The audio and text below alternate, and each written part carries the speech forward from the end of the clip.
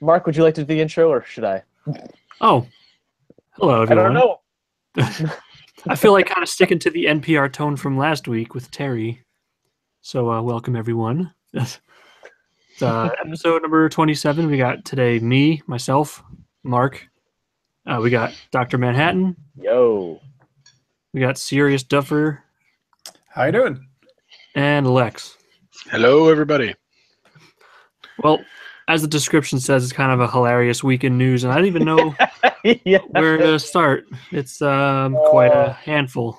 Everything is hilarious. I don't know. I can't do this song, but god dang. Some of the things I said, like I don't feel like covering because Matt Christiansen comes right after us, and he's going to cover it and do like a much better job. So, Hey, I don't know. hey. He's had more time at this. He was Skag 3 before he was Matt Christiansen. We're still working on the right flow, whatever you want to say. So 27. That's like I don't know how many episodes we missed, like maybe 3 weeks or so. So Yeah, I was We're out not- of we're- commission for quite a while. we're only like a little more than half a year into this. So Oh my God, now I feel old. half a year. Half a year doing this. It feels like we just started doing it like a week ago. Maybe It's that's fun, just though. maybe that's just our skill level. Yeah, I forget if I brought this up another week or not, but it's good to have experience just talking politics, because while at the same time that there's some difficulty out there, if you actually speak politics, you can get like reprimanded socially for it. But if you have the Yeah. right people that you can talk to, it can lead to some good opportunities. And I won't go into details, but for example, I got myself a job via someone that Woo! agreed with me with my politics, talked to me, offered me a job. So it's good to be able to talk politics, because especially conservatives, when we're kind of facing like opposition all over the place, try to help each other out. So there's people willing to help other people that are Yeah. they're see eye to eye, or at least respectful about talking about things if they have the differences. Yeah. It's not so much, okay, if you don't believe what we believe, we're going to fire you. It's just like, I disagree, good sir, but I will leave it at that. I wonder if ever there will be, if dueling will be brought back for Oh god, disagreements. that'd be hilarious. I think it's But technically legal in Canada, actually. there would be some pretty tough rules how to regulate the possible modifications to your dueling weapon. Yeah, you can't have any chainsaw bayonets on your dueling handgun. That'd be so funny though. Like they Oh my draw God. and the chainsaw's like 30 feet away.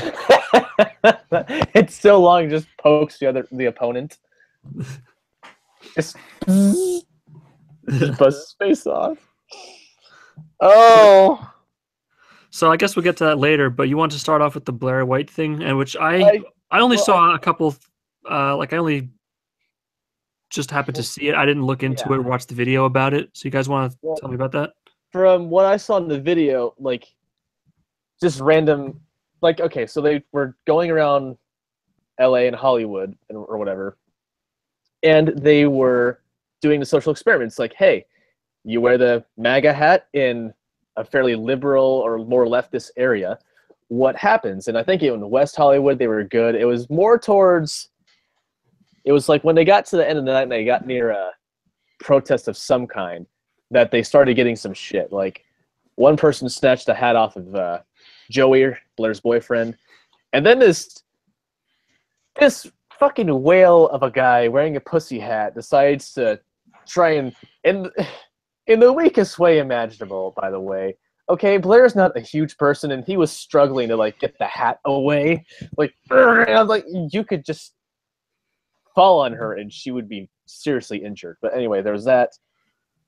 And then as they were filming an intro, somebody pitched some kind of liquid in her face. I think in the video when it initially happened, they thought it was some kind of alcohol. I think that's what Joey thought he smelled, but somebody was saying it's soda, so it's like, all right, guys, let's just not pitch various drinks in people's faces for differing beliefs and ideas. Can we not? Can we not? At least it's not as bad as Gavin McInnes actually getting pepper sprayed.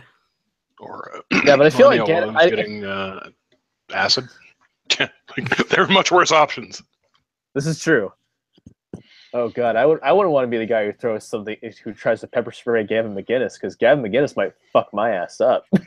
Here's something I just found out that I have no place for, but this is the closest that we're going to be to being relevant. Turns out, Think big, man. It turns out bear spray is illegal in New Jersey, so I can't defend myself against wildlife here. Why the fuck are you a state? How have you not been taken over by like lawless bands of raiders?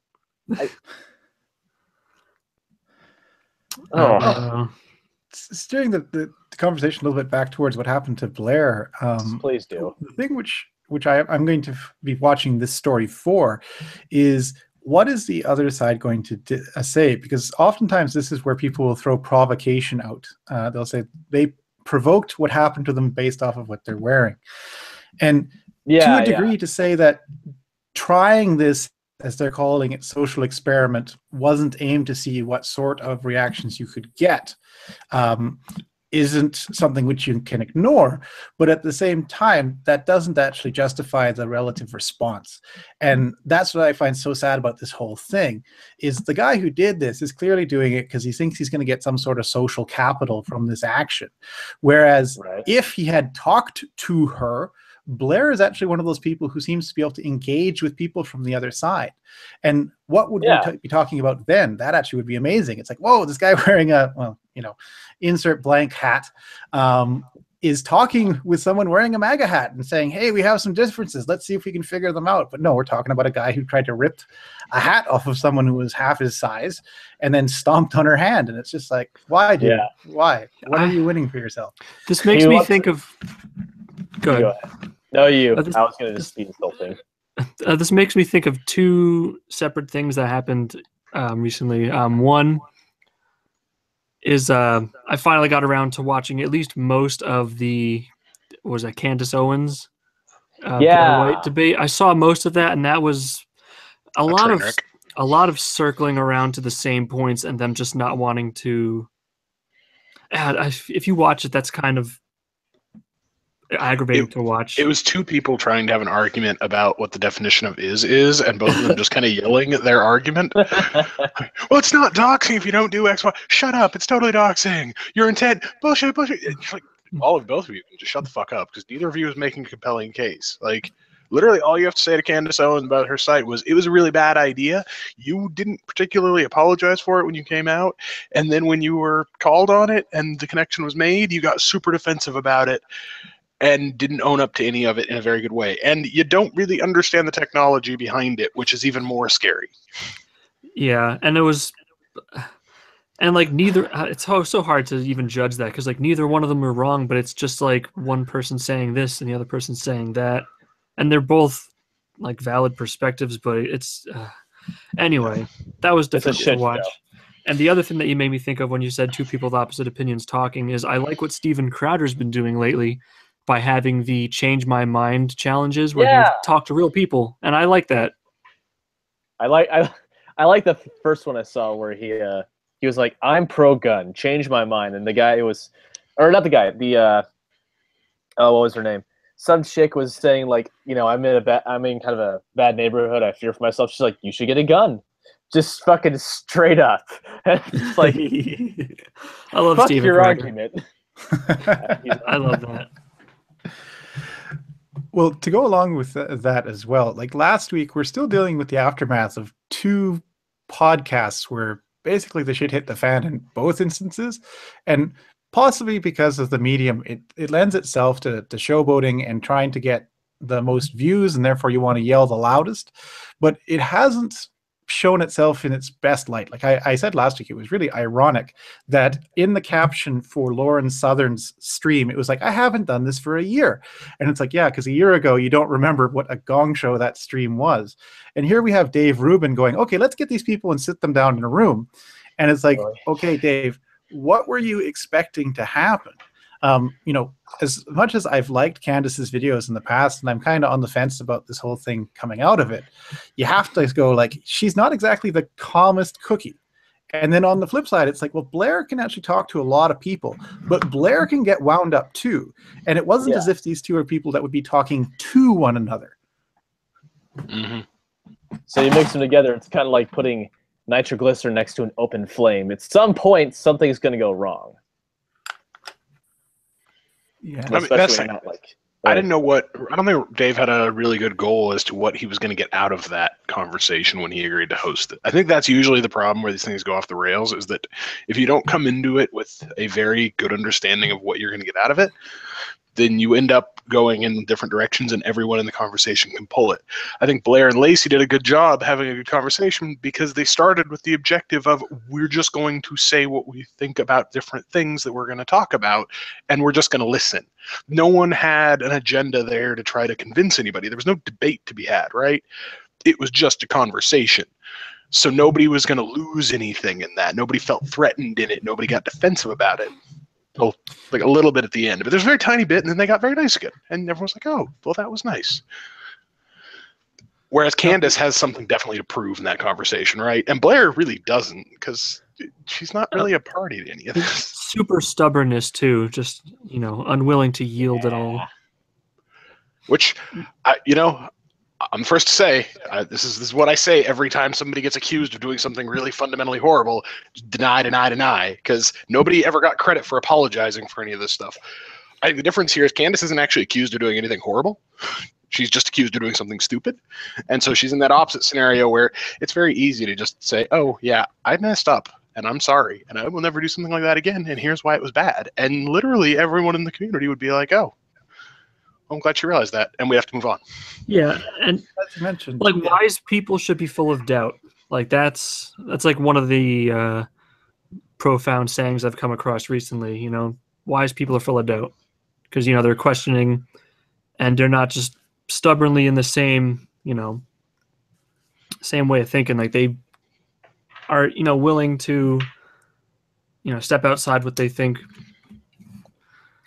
I don't know. You get the idea. Well, I think I see what you're coming from, yeah. Yeah, it's the problem of getting somebody who is defensive having to deal with an inordinate response, because we don't get to see Candace's social feed from her end, and we don't get to see what people were saying en masse, but she did, and it caused her to defend something which, as you pointed out, she didn't actually need to. She probably could have just said, look, that part of the website I had nothing to do with, and if it was being abused in any way, shape, or form, that's bad. We can take the website down, right? And then game over. But I think at some level, what she got caught doing is having denied the website's continued existence, either directly or tacitly. And suddenly she felt like she couldn't sort of get off that hook. And her response, which caused the problem, was that in her own Patreon stuff, that's when she started being nasty about the people coming after her, assuming that that wouldn't get out. And so it sort of escalates discourse. And my question about what Dave did, I have to wonder if in his head he's like, wait a second, I just interviewed this woman. She's actually really cool. She was a really nice person to talk to. Let's get her on here with sort of a neutral opponent and see if she can recover some of her credibility. And I think Dave might have been white knighting a little too hard if that was the case. Well, I mean, he's in a position where he can do that, and he's almost expected to as a sort of a moderate voice in the community. And all he did was give the venue, and then tried to let two people that he's talked to before and had on the show before, and that he has a relationship with, and that has been civil and productive and helpful to him and them.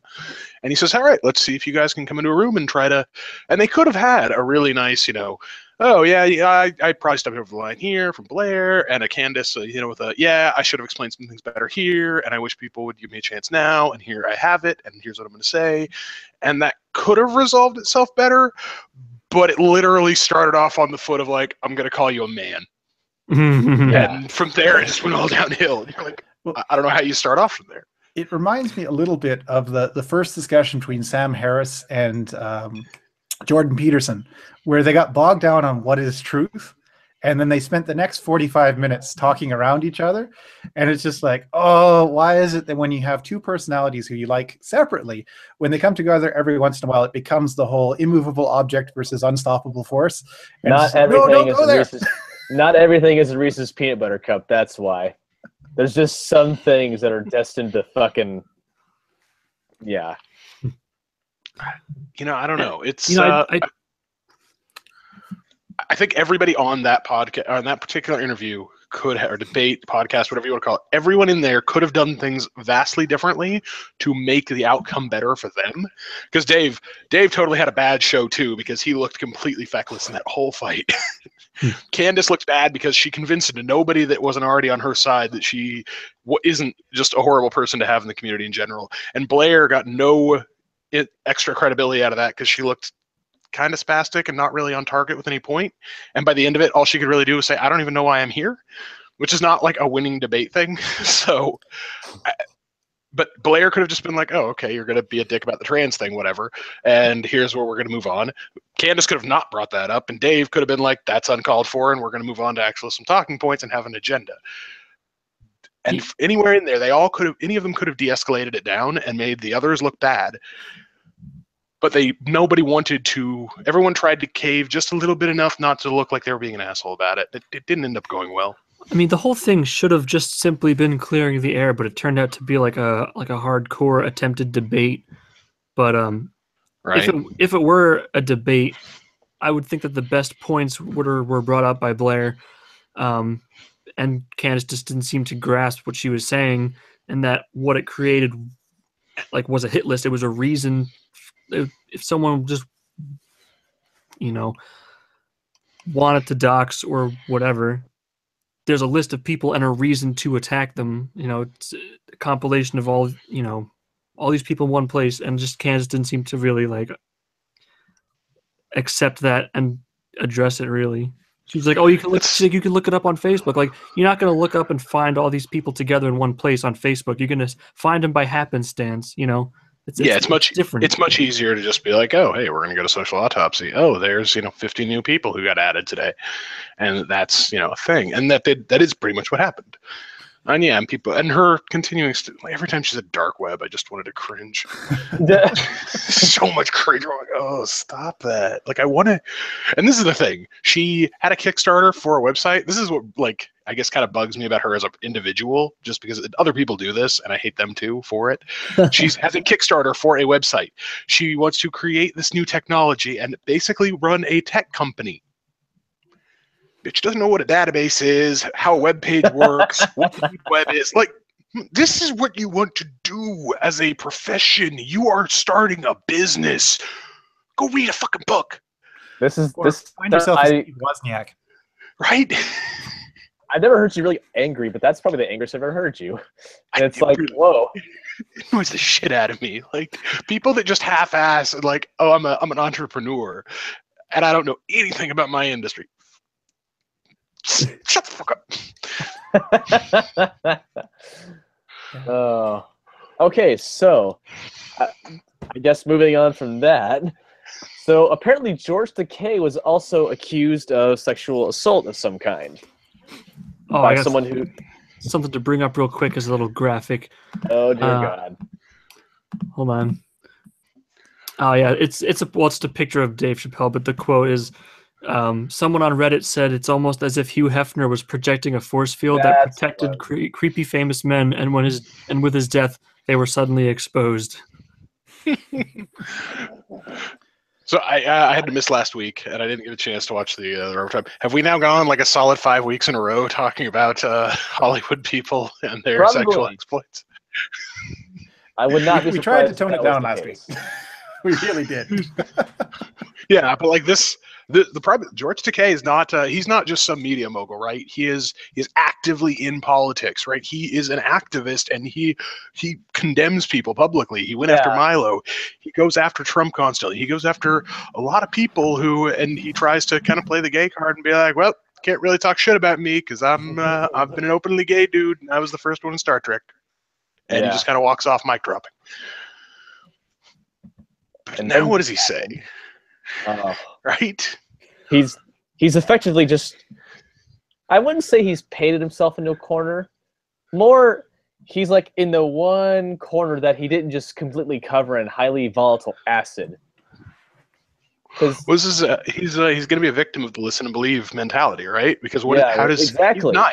He's denying it, but how does he get away with that when in the past he's just said we should listen and believe, sexual assault victims, right? Yeah, exactly. He's stepping on a landmine. And it's even, and I wasn't there. I don't know any of these things for certain, but I mean, again, this brings up a kind of like an epidemic of people construing certain things as sexual assault and things like that. What if it was just? I mean, practically, you don't get like explicit consent for every little move. I mean, anyone could just say something after the fact. Oh, I didn't like this, and that's assault now. Like, it's too frivolous. And yeah, again, I wasn't there to witness. I don't know what happened, but like, they'll realize like, oh, wait a minute, maybe all these other people are being accused of stuff. Maybe it's not really a big deal. And people are making it out to be a big deal because it's a high-profile person, like all these, Well,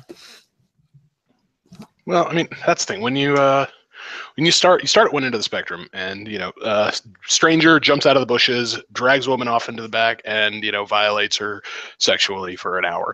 That is rape. We all agree. Nobody questions that. Loving couple in a marriage, on their engagement night, go on their honeymoon, have sex. That is not rape, and everybody agrees. Everything in between, I think I found somebody who's like, no, that might be rape. Like. Or no, she was totally asking for it, because you can find people who are dumb on both sides of this, and the rest of us just try to like have some semblance of an intellectual discussion about something where it's an event where literally when it's consenting adults, they don't want witnesses because it's creepy and it's just taboo, and it's not something like you don't want somebody third partying your date night, right? So yeah, no. and so I just pulled up here in Canada what defines a sexual assault. So this is according to our law. So according to the Canadian Criminal Code, we have no specific rape provisions. Instead, we define assault according to the following. A person commits a criminal assault when, without the consent of another, he applies force intentionally to that person directly or indirectly. The person attempts to threaten by act or gesture to apply force to another person if he has or causes that person to believe or have reasonable grounds to believe that the person has the ability to effect this purpose while openly wearing or carrying a weapon, imitation thereof. This section applies to all formats of assault, including sexual assault with a weapon, and third-party sexual assault causing bodily harm. So in terms of what it is, it's fairly broad, and that's actually a good thing, because there's a lot of ways that you could enact a potential sexual assault. The issue, though, is there's burden of proof problems if you wait even a day, because you can't actually go back and say everything in the world is videotaped. We live in the UK, everything's on CCTV. So therefore it becomes potential ad hominem stuff. And it's like, how do you defend yourself if you didn't do it? And how do you actually prosecute someone if they did and there's no evidence beside your testimony? Mm-hmm. Oh, that's such a fun kind of thing. Well, and this is why I think when feminists get really up in arms about people that complain about false accusations of rape, they're doing the biggest disservice possible to their own cause. Because literally all of us are sitting here like, well, if somebody says rape or sexual assault or anything like that, we want to believe them. We should try to believe them, and we should try to verify that and have basically suspend the burden of proof a little bit in an investigatory sense, because usually you have to show some actual evidence of the crime, right? But this is not that scenario. Yeah, it's the problem. We talked about this a bit last week, and with listen and believe, the precedent is actually good, because there was evidence that people would say, I have been sexually assaulted, and the officer or whoever they were reporting to would be like, that doesn't really sound like a sexual assault, and ignore it. So the attempt is good to say, no, we need to take these cases seriously when they come up. But the problem is it therefore becomes guilt by association or guilt without evidence. And that's where it goes too far. It really needs to be, we listen and we will investigate. The belief part is something we have to work on. Give us a couple weeks. But that's tricky. Yeah. Well, and that's the thing. And it gets bad in the interim, because no matter what happens, you have to make the accusation, and then it has to work through the process, and everyone involved has to cooperate with the process in an honest way. Again, because we're in a scenario where we're in the ideal scenario for most people, there will be no evidence, there will be no witnesses. And that's for both sides. If somebody commits it or if they don't, you don't want people watching you fool around with somebody. So unless we're going to have, chaperoning become and this is the irony of all of it, right? We're really getting back to the point of puritanical views where we are going to have chaperones at all times between when men and women are in the same room together, or maybe even just period. You're just always going to have at least 3 people in a room, and one of them's going to have to be semi-neutral party. Lex, you just have to make an app for that. You just boot it up. Right. Hold on, I got to start the chaperone app, and it just brings a big pre-recorded message. By staying in this room and continuing to communicate, you are consenting to being recorded. Create an app for that, even if you don't know the technology. It's fine.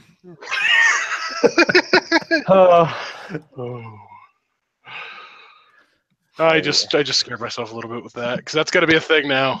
I should actually go make that. Yeah, that's probably already a thing. Like, I don't know what I'm saying. It's gonna be. It probably is already out there. I mean, recording apps are a thing there. But if they can create an app that detects when you're mansplaining, they can totally create an app that detects consent.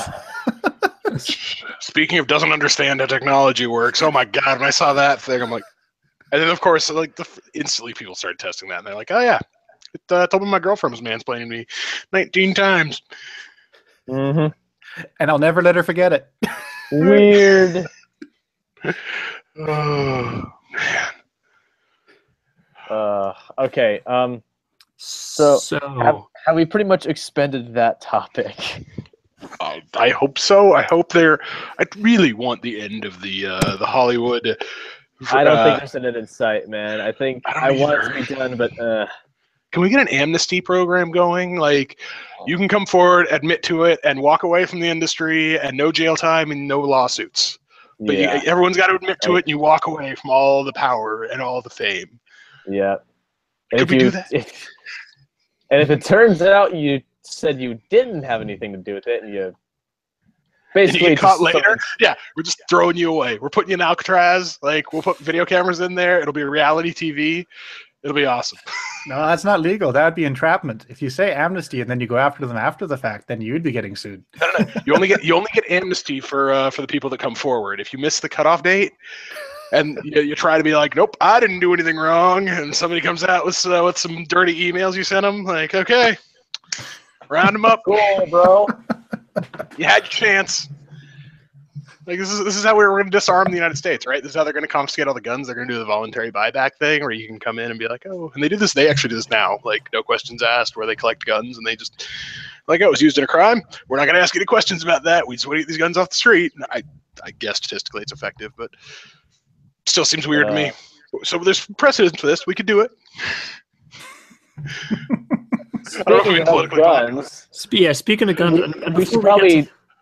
Was that? Before we get to the possible modifications, though, but along the lines of guns, I wanted to bring up.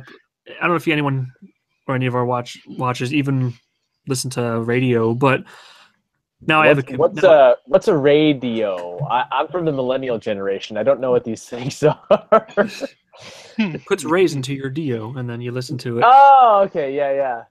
And so I've been having a commute now to work, and I listen to the radio, and I hear Michael Savage now, and ever since the most recent shootings, he seems to be slipping a bit. He's obviously a constitutional conservative, but now he's like shying away from the Second Amendment with such pitifully weak arguments as the can't yell fire in a crowded theater analogy with the First Amendment. I'm like, what happened? Like, why is Michael Savage slipping? It's just kind of disheartening. I don't know. Well, I don't know if you guys even know who he is. Time, place, and effect have always been things that let us curtail First Amendment rights. I had somebody posted on my Facebook feed about this big, long, sprawling thing of like, well, the Second Amendment says, we can't make any laws outlying, and he makes the very literalist argument that you can't make any laws about firearms at the federal level, and then goes on to explain all the laws we already accept. And he makes a complete, the slippery slope fallacy, he embodies it in this post, and I pointed that out, and I was like, And dude, we have the same exact law with the exact same phrasing about speech, the press, congregation, and privacy. They're all written in the exact same way, in absolute terms, saying the government will not violate these, they will not amend our ability to do these, they will not make rules about these. And then we have lots of rules about them. Because time, place, and effects. If you are violating somebody else's rights, we have to curtail your ability. If you are doing it at a time and a place that becomes dangerous or is just out of order, then we curtail it a little bit. You just have to preserve the ability to do those things at some point where it's reasonable. And that's what, like, the automatic gun ban is an ability of that. So you can have guns, just not some of them. Because and you know, though, but I mean, that's one of the things that you're saying. I don't think he understands the slippery slope argument, because he's arguing he doesn't like the quote unquote high capacity magazines. He doesn't like certain guns. Like, he doesn't understand, and he also wants to, reopen the mental institutions, which is fine. But I mean, when you say that, you don't remember who gets to decide, and then where does it stop? Like, who gets to decide if you're mentally insane? When is I mean, and again, I understand where he's coming from, but to use his own arguments against him, he says liberalism is a mental disorder. What if the government decides conservatism is a mental disorder and says you can't have guns? I mean, that's his own argument against him. That's the thing, and Michael Savage might be one of those people who has just lived too long in a system where basically gun rights have been very well protected. And he forgets that can change. The popularity of them can change, and that giving that inch in certain ways is going to allow that mileage to go very high, right? I'm kind of with him on some things like high capacity magazines, bump stocks. I can accept regulation on all these things and sales. Yeah, I can accept licensing of all of these things. Sometimes maybe you need it, as long as the government actually abides by issuing licenses, and if they require training, making sure that it's allowable to actually happen. Like the Chicago's thing where they required training courses and then wouldn't allow any firing ranges in the city. Like, those kind of things can't be allowed to stand. But if you're going to actually require training for firearms, okay, I can rationally accept that if we have a legitimate framework. If you require registration for concealed carry, I can abide that. I can accept it as a requirement of owning a gun. But I can also say it has to actually be available. It has to be may issue, or shall issue, not may issue type stuff. And again, but I can agree with the fact that people should be trained on safety and so forth, and they should be checked to make sure that they're, not an evil person. But it's just the part that I'm still kind of iffy on trying to understand is government being the entity that decides. I mean, I feel like there should be like a check in place, but it should be placed on the dealer or something, and So from a functional perspective, though, how do you build that in? Short of having a government system, and if you have say we had a privatized system of check, where they have a nationalized system, all the dealers buy into it, and they build it and they maintain it themselves, right? There's no constitutional issue there if they decide to do that. Well, but then now you've got this weird scenario where suddenly a private organization that's going to have government involvement heavily, because they're just going to have to deal with the government on a regular basis, taxes, regulation, data information, and all of a sudden, hey, this dude we don't like, he shouldn't have firearms. He's a dangerous guy. You guys should find a reason to ding him. How does that guy challenge that? I would say that it's much better to actually have a government oversight system there and have a due process to challenge it, have the ability to know if you're on that list. If you are excluded from owning a firearm incorrectly, you should have a way to challenge that and get it corrected. You can have that with government systems. We have courts. It's harder to do that with a private system.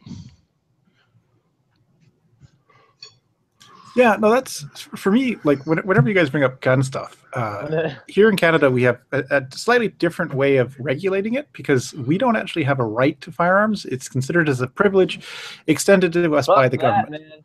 That's fucked up. Well, hey, let me just say this. Let me say this because Dr. Mahat will be on my side with this.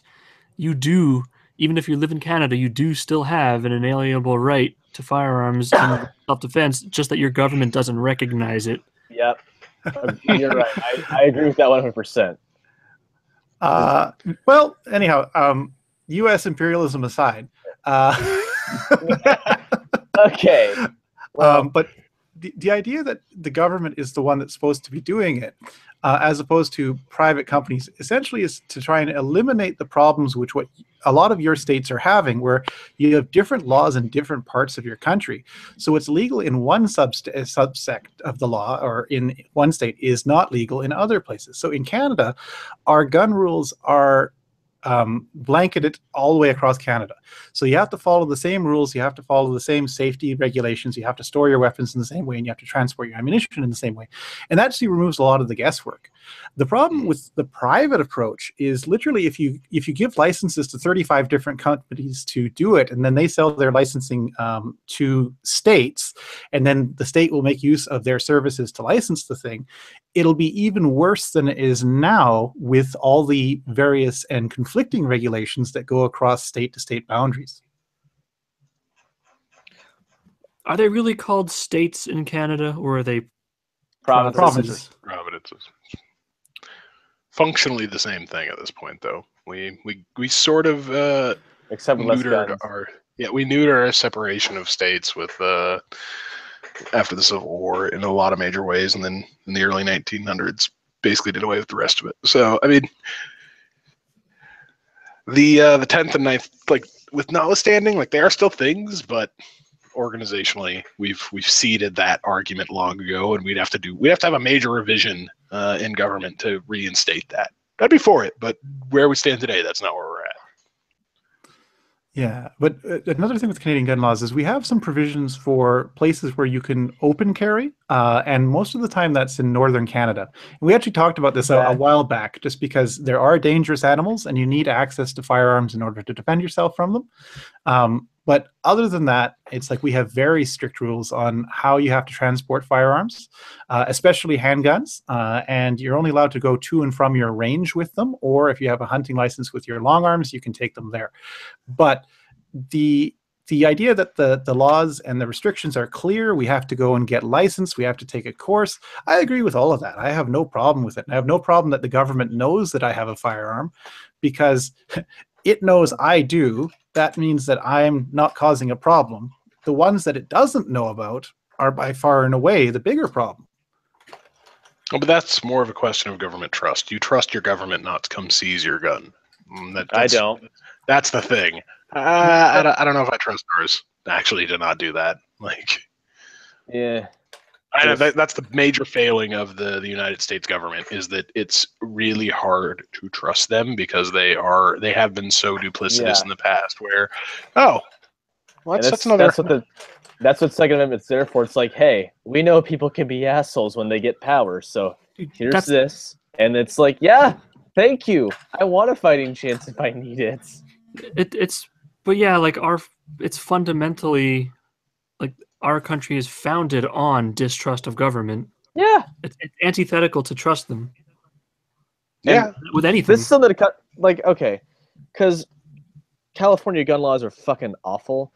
I think this is a pretty well-known fact at this point, but there's certain things that I can kind of understand a couple things. I'm not happy with it. I hope it changes, but there's a few things where it's like, okay, go to the proper channels and whatnot. If you don't want me having a 30-round magazine for an AR-15, not happy. I can deal with that. If I really want to, I'll just, like, go out of state and find a way to bypass California law. But the thing that bugs me the most is when they're effectively changing how the gun is supposed to work. Like, a thing that's going to be instated, I believe, here next year or something like that, is that they're going to make it to where the magazine is fixed in place, and you have to essentially break open the rifle. Like, so, you know, this is your lower, this is your upper. It has to come up like this so you can actually detach the magazine. I'm like, okay, that's fucking stupid. Why would you want that to happen? But they also have it where some guns, or some AR-15s, I mean, you can have things be just factory made, not really altered. But if you don't have, like, a fucking huge plastic fin that looks like it's supposed to be a scraper for something on your rifles, you know, on the handle, so you can't even wrap your thumb around it. It probably makes it even more dangerous. I'm like, no. What the fuck are you doing, guys? Like, why? I've seen a video about what you're saying of how you have to take the gun apart, and people just made like this. They just do it on. I mean, people are so smart; they're gonna get around anything. Exactly. I just can't. I don't understand fucking. I mean, I don't want to say this because once someone gets the idea, they're gonna like run with it. But like, they're gonna come up with some kind of timer on your trigger where it takes 5 seconds before you can pull it again. Like, someone's gonna try to do that, mandated. They are gonna try that. People have actually suggested that because the Second Amendment was passed when breech-loaded firearms were still like new novel technologies, right? So, like, yeah, if you had to freaking clean and reload flintlock, basically, like, yeah, that's your best case reload time, right? And people have stated that as a serious argument, which I never really understood. Like, I will say this: the AR-15 is the musket of the modern American. Fuck you! I will fight someone on this. No, I will fight someone. You're completely right. I think I've said it on here before that I think the Second Amendment applies more to an AR-15 than it does to a handgun, because one of those things is legitimately a weapon of a militia, and the other is a backup weapon that if you are using it in a military context, something has gone horribly wrong for you. Yeah, right. Well, like, I don't get it. Like, the thing that bugs me most about that whole "it's only for muskets," like, okay, listen. A militia, that's another thing. Everybody who tries to tell me that militia is a National Guard, fuck off into the sun. You're wrong. And they're always just like, it's only for muskets. Like, here's the thing. A musket back then was a military and a civilian use weapon. I probably was going to be serving in the Continental Army and using this weapon, but there's a chance that I wasn't. I was still using it for hunting or just general whatever the fuck. I was telling the British screw off. But then you get down to years, it's like, okay, now we got more fancy shit. I assume this trapdoor Springfields that were used in the Civil War were available to the public. And then, we get into the lever action stuff, the bolt action. And then it's like, okay, now we're getting semi-auto. Now they're like, wait, how come now suddenly it's all fucking different because it's ARs. Like, dude, just let us have it. Do these guys are these people not parents of teenagers? Do they not understand as soon as you tell someone not to do something, they're going to automatically want it even more? Like, holding it over here like, this is a bad thing. It's like, no, but I want it. I just... kill me. I think that's a bad argument for why guns should be legal. Is that if you tell people they can't have them, they'll want them more. I just want to go on record. This is true. That's not a great argument for it, but I'm just saying, do they not understand?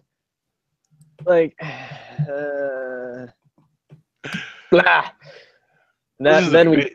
They make the emotional arguments that are very valid, and I wonder if some of the right-leaning people who are sort of siding with them now, especially, are sort of hearing that and feeling it the same way. Especially the last two attacks have basically been on what we would call conservative strongholds, a country music festival and a church. Like, literally, we've had gun crime has come, or mass shootings have come to the conservative side, and that would definitely make them rethink it. And it's a totally natural thing to do, and I can respect it in so much as I get why they're doing it, but that logic still has to prevail of we've made rational arguments before. Those rational arguments didn't change, so I'm not going to change my view on the topic. Yeah, I think I put it somewhere after one of those shootings. I was like, okay, there's a little thing I doubt I'm going to get caught in a shooting anytime soon, but there's a thing in my wallet that says, if you try and politicize my death to take away Second Amendment rights, I will fucking haunt you. If I die. All right? I will find a way, and I will be like, no, motherfucker, you just let us have whatever the hell we want. Yeah, and this is where, what was it? Ben Shapiro accused Piers Morgan of standing on the graves of, I forget which incident it was, over gun control. Yeah, and that always ends up being the issue. And I think it's one of those things where if you look at how many guns there are in most countries, the number of guns doesn't actually directly correlate with the amount of gun crime. Yeah. And if you just take the human aspect out of that, It's literally like we're producing something and it can be used, but we've figured out ways to make sure it's used in a fairly safe way by the majority of the population almost all the time. It's just that when things go bad, the function of a firearm is to give you the ability to kill things from a distance. Yeah. And that is horrifying for us because we can literally be killed by things we don't see and not even be aware of it. And that's a great point. Yes. And sorry, when you said Piers Morgan, it reminded me of something. I just got a riff off this because there's a thing he said on Twitter that was it was very much antithetical to the idea. It was one of those. Sorry, he basically said it doesn't empower people, it kills them, and somebody else like that's the empowering part. Well, the thing is, when we build something that has a function, that does not actually demand the use of that function. And this is where, in the gun debate, I always have problems because it's like people are making an emotional argument against firearm ownership, and it's like I can totally understand where you're coming from, but at the same point, I think you can make a better argument for why teaching people how to use these things safely is ultimately the better route. Yeah, exactly. But no, guns are bad. McCoy. I remember. Actually, no, it's not really pertinent to the conversation. Never mind, I'll ignore that. But I just can't get over the chainsaw bayonet. Well, we need to have a moment of silence to honor all the people killed by chainsaw bayonets. Okay, and we're back. All right. What's next? Can we? I was going to say there, Mark. I was going to say, oh wow, you're actually going to celebrate a Canadian holiday. We had Remembrance Day on November 11th. It's like, oh yeah, let's do a minute of silence. Is that the same thing? Remembrance Day for chainsaw bayonet deaths. It's a holiday. It's such an epidemic. World War I was a weird time, man. The war didn't happen. Now, as I say, I still can't not see this as a way of the Gears of War crowd to stoke people for Gears of War 5. Just release this information out there and see if the news picks it up. Get all the free press you want. I love it. Except as Lex brought up in the sound test, that still doesn't make sense because even in Gears of War, you need a huge fucking bullet to take on the Locust Horde. It's ungodly. Oh, I just wanted to say, like before we moved on from it, it's astounding that I still wouldn't think that their arguments are good, but the opportunity that the media had to have a somewhat, relatable stance against guns, and they screw it up so bad because they're so dumb. It's hilarious. I can't even here's have an opportunity, just don't do overkill. Well, they just totally messed that up. You protest this by creating your own Etsy store of attachments that are totally useless. I have a hand sanitizer underslung attachment. I can hand sanitize you from 30 feet away. I have an underslung microwave emitter for cooking hot dogs while I walk on a hunt. I have an underslung towel drying hair attachment. You can use it to dry your gun, or you can use it to do your hair. Totally removable, up to 12-hour battery life. It's like, how many underslung attachments can we get that are absolutely useless but way more fun? A TV remote attachment. I have a underslung bookshelf attachment, so if you ever have questions about how to handle your AR-15, you have the book right there, and it's just out of the way. Hey, speaking... We need to do a Kickstarter for underslung anti-gravity system to hold these things. I have to show I don't you understand anything about anti-gravity, but, apparently we can do it, so... I want an underslung GPS tracker for my keys for those darn times when I'm hunting and I drop my keys in the forest. Speaking of Etsy stores, I do want to share this real quick. If anyone's interested, if you're watching, I just added some of my designs to TeePublic. So yeah, you can get what do they got? They got shirts, they got mugs, phone cases, laptop cases, notebooks, pillows, totes, and I got a couple of my designs up there, and every purchase helps support me and therefore the Rovertime podcast because we don't have super chat yet. So consider checking it out. It's in the links below. Oh, fuck. Chilling. Chilling. Bigly. Okay? Bigly. Speaking of big, guess who's short and fat? Not Kim Jong-un. I would never call him short and fat. So everyone's calling out Trump for the juvenile nature of the tweet, which it is, and I mean It's this very isn't shocking. I love it though. That's my president. It's Go fucking Trump. hilarious. Yeah, that isn't that shouldn't be new or shocking, and it was still a pretty decent joke. But at the same time, it really wasn't, because he was he admitted he's old, because his joke was, well, I don't call him short and fat, which he is, so his insult about me is equally true, right? So he's just admitted. 78. What is he? 78? Yeah, but you don't just accept Trump is 78? What is he? He's got to be 70 or 80, one of the two. It's no different. Whoa. I think you might be overshooting there. 71. He is 71. Okay. I was gonna say I don't think he's in his 60s, but I know he's not in his 80s. Holy fuck. I just, it's so juvenile. It's such a backhanded thing to do, but it's hilarious, man. I just love it. It is hilarious. I love it. It kind of reminds me of a little. I wouldn't even say meme. It's basically just a historical picture of a bunch of British people saying, "Give us your guns," and the Americans "Fuck off." It's not quite the same thing is happening, but the tone from the Americans is still the same. So there's that, I guess. I don't know. My brain's. You go ahead. I'm gonna stop talking. So what else was in the news this week? It's pretty much everything. With Jordan Peterson getting some pushback. He did some talking in defense of a few things this week too. Tell me about it.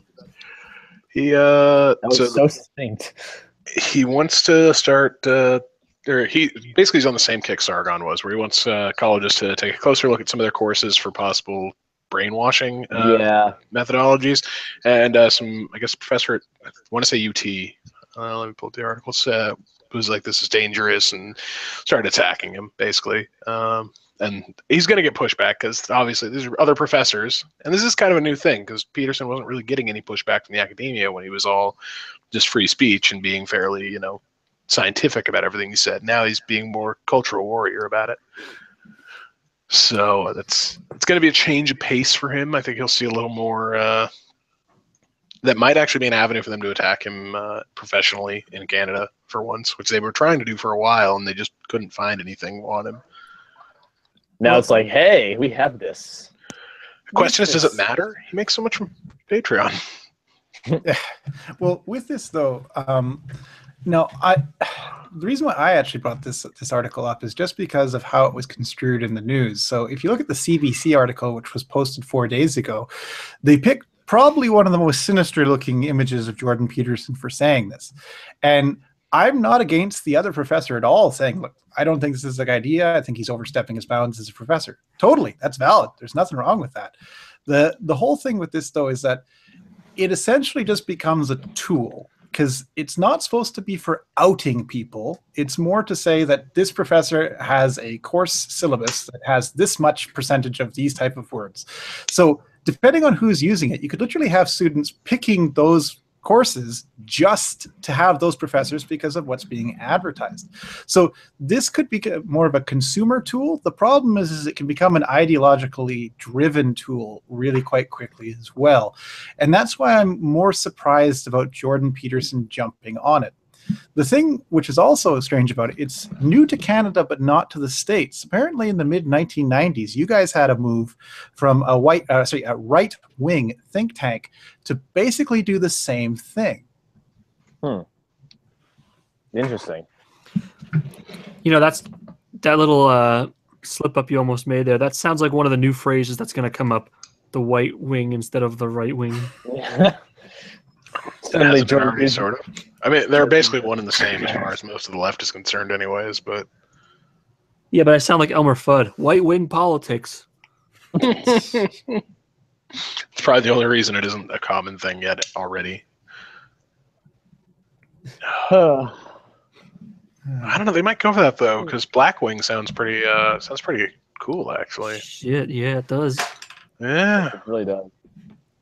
Do you have to be black to be part of the Black Wing? That's gonna be like the next Antifa superhero, Blackwing.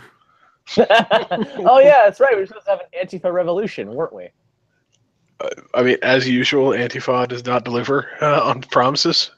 This is how we know they're truly communists. And yeah, oh god, anarcho-capitalism at its best, or communism. Fuck, I heard ANCAP earlier today. Were you watching the Thinkery video from Sargon today? I think I saw some of it. Yeah, just a little bit. Him and V just going through like a Facebook group of ANCAPs and anarcho-communists who I guess share enough ideological similarity to want to be in a group together and discuss which one has the better version of anarchism, which seems odd to me, but whatever. And they're just both going through this, like, these people are dumb. Like, all around, these people are dumb. Good times, man. But the anarcho-communists are slightly dumber. Naturally, they're communists. Yeah. I don't understand. I don't even know how you have a communist system with no actual government structure. That just...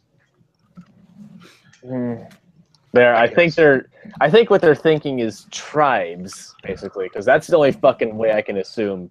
Yeah, that's not anarchy. If you have a tribal structure, once you select leadership, you no longer have anarchy. So you have to have a consistent system where you never have objective leadership over other people. Yeah, that's anything other than like a ad hoc consensual way. Like you could have a team lead, I guess, for a day. That I guess you could probably still qualify as anarchy, right? But the minute you like formalize it and be like, all right, you're the team lead whenever we do this, you pretty much just set up the most minimalist government you can, and you're moved out of that pure anarchy. This is why it's stupid, and why I don't get it.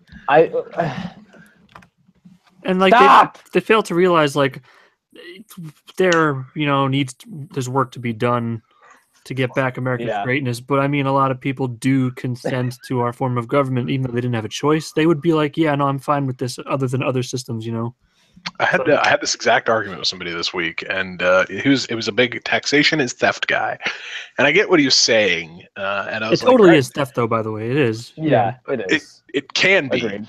It doesn't have to be. It is not by definition theft. You like in the United States, you have one alternative to taxation, and that is going to, one of these like areas that nobody cares about, like Slab City, or there's some forest up in Montana, like literally nobody really lays claim to the land rights on, and nobody patrols or enforces anything. And if you make no money, and if you use no services and you claim no benefits, you're not actually legally obligated to file taxes. So congratulations, you no longer have to pay taxes, and that is how you fail to consent to taxation, and they do not take taxes from you, so there is no theft.